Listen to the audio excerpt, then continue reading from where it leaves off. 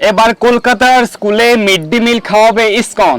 আন্তর্জাতিক কৃষ্ণ ভবনামৃত সংঘ ইসকন কর্তৃক কলকাতার স্কুলে মিড ডে মিল খাওয়ানোর উদ্যোগ নেওয়া হয়েছে পশ্চিমবঙ্গ সরকারের পক্ষ থেকে। আজ বাজার শেষে সাফ জানিয়ে দিলেন মাননীয় মুখ্যমন্ত্রী শ্রী শুভেন্দু অধিকারী মহোদয়। পূর্বতন তৃণমূল সরকার আমলে এই মিড ডে মিলের খাবার নিয়ে একাধিক অভিযোগ সামনে এসছে এবং প্রশ্ন উঠেছে খাবারের মান নিয়ে। কখনো খাবারে পাওয়া গিয়েছে আরশোলা, কখনো বা টিকটিকি। সেদিকে নজর রেখে এবার বড়সড় সিদ্ধান্ত নেওয়া হয়েছে পশ্চিমবঙ্গ সরকারের পক্ষ থেকে। কলকাতার স্কুলে এবার মিড ডে মিল সরবরাহ করবে আন্তর্জাতিক কৃষ্ণ ভবনামৃত সংঘ ইসকন। বাজেট শেষে আজ বঙ্গ বিধানসভায় অর্থমন্ত্রী স্বপন দাশগুপ্তকে সঙ্গে নিয়ে সাংবাদিকদের মুখোমুখি হন মাননীয় মুখ্যমন্ত্রী শ্রী শুভেন্দু অধিকারী মহোদয়। সেখানে তিনি সাফ জানিয়ে দেন শ্যামাপ্রসাদের দেখানো পথেই চলবে বাংলা, স্বামী বিবেকানন্দের ভাবনায় বাংলা চলবে। রামকৃষ্ণ মিশন, গৌরীয় মঠ, ভারত সেবাশ্রম সংঘ এবং আন্তর্জাতিক কৃষ্ণ ভবনামৃত সংঘ ইসকনের দেখানো পথেই চলবে পশ্চিমবঙ্গ। আমরা ইসকনকে মিড ডে মিল খাবার সরবরাহ করার উদ্যোগ প্রদান করেছি। পাইলট প্রজেক্ট হিসেবে পুরো কলকাতাকে দেওয়া হয়েছে। ইসকন খাওয়াবে, আপনার ভালো না লাগলে আপনি হরে কৃষ্ণ বলবেন না, আপত্তি থাকলে হরে কৃষ্ণ বলবেন না, কেউ আপনাকে জোর করবে না। ভালো খাবার পাবেন, শুদ্ধ খাবার পাবেন, চিন্তার কোনো কারণ নেই। এইভাবে সাফ জানিয়ে দেন মাননীয় মুখ্যমন্ত্রী শ্রী শুভেন্দু অধিকারী মহোদয়। তিনি আরো বলেন, এতদিন মিড ডে মিলের জন্য প্রায় 6.5 টাকা করে বরাদ্দ ছিল পড়ুয়া প্রতি, এবার থেকে তা আরো বাড়িয়ে করা হচ্ছে 10 টাকা, পড়ুয়া প্রতি 10 টাকা করা হচ্ছে। আরো বেশি করে পুষ্টিকর খাবার পাবেন ছোট ছোট পড়ুয়ারা, এবং রাঁধুনিদেরও পারিশ্রমিক বাড়ানো হয়েছে প্রতি মাসে 1000 টাকা করে। তো খুব সুন্দর উদ্যোগ নেওয়া হয়েছে পশ্চিমবঙ্গ সরকারের পক্ষ থেকে। এবার কলকাতায় মিড ডে মিল খাওয়াবে ইসকন এবং শুদ্ধ খাবার দেওয়া হবে, সেরকমটি জানিয়েছেন মাননীয় মুখ্যমন্ত্রী।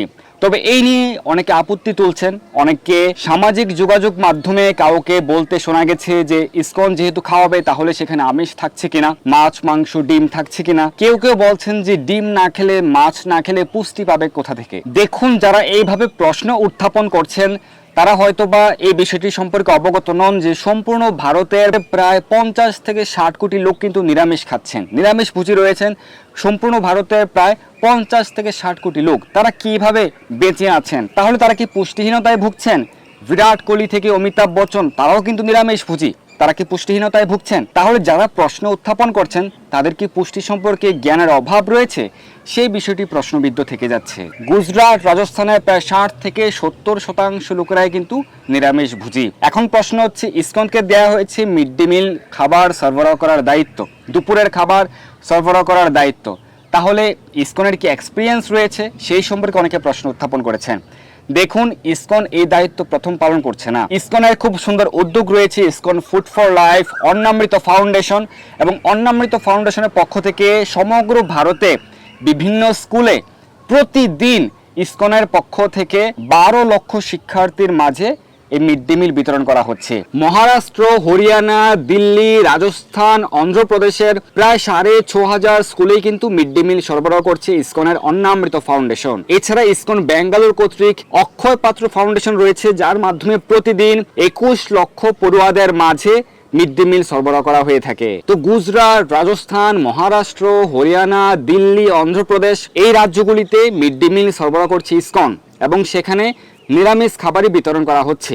তাহলে আপনি প্রশ্ন উত্থাপন করুন যে সেখানে শিক্ষার্থীরা কি পুষ্টিহীনতায় ভুগছে? সেখানের শিক্ষার মান থেকে কি পশ্চিমবঙ্গের শিক্ষার মান বৃদ্ধি পেয়েছে? যেখানে সারা বিশ্বের, সমগ্র বিশ্বের প্রায় 80 থেকে 85 কোটি লোক নিরামিষ ভুজি, তাহলে তারা কি পুষ্টিহীনতায় ভুগছে?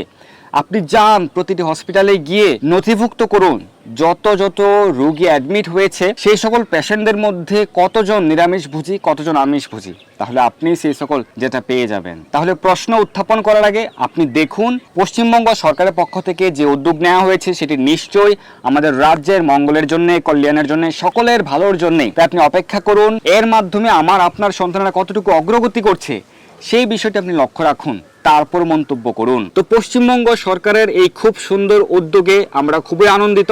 আন্তর্জাতিক কৃষ্ণ ভবনামৃত সংঘ ইসকনের পক্ষ থেকে, অন্নামৃত ফাউন্ডেশনের পক্ষ থেকে সকলকে আন্তরিক শুভেচ্ছা। সকলে জয়যুক্ত হন, পশ্চিমবঙ্গ সরকার জয়যুক্ত হন। ভারত মাতা কি জয়, হরে কৃষ্ণা।